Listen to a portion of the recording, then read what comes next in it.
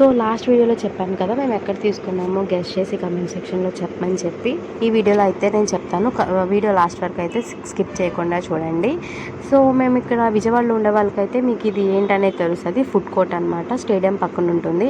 ఈ food court మొత్తంలో కూడా మేము అడిగాం కానీ లేదంట. వాళ్ళు ఏం చెప్తున్నారంటే ఇంతకుముందు అయితే పిజ్జాను శాండ్విచెస్ అమ్మేవాళ్ళంటే ఇప్పుడైతే అమ్మట్లేదని చెప్పారు. సో మేము ఇక్కడ నుంచి ఇంకా వెతుక్కుంటూ వెళ్తే మాకు బిఆర్టీఎస్ రోడ్ దగ్గర కార్నర్లో ఒక ఈగల్ పిజ్జా అనేది ఒకటి కనిపించింది. ఆ షాప్లోకి వెళ్ళి అడిగితే వాళ్ళ దగ్గర ఉందని చెప్పారనమాట.